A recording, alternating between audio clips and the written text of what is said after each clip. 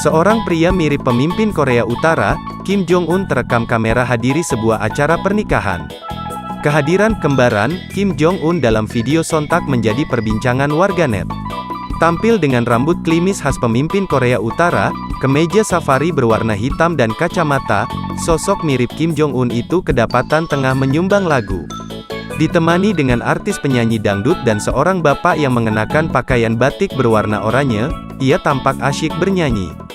Video yang direkam oleh tamu undangan dan dibagikan di media sosial TikTok sontak menjadi viral karena sosok tersebut dinilai sangat mirip dengan Kim Jong-un. Belum diketahui apakah sosok tamu spesial itu pengagum Kim Jong-un hingga berpenampilan demikian atau penampilannya memang tidak sengaja mirip dengan pemimpin Korea Utara tersebut.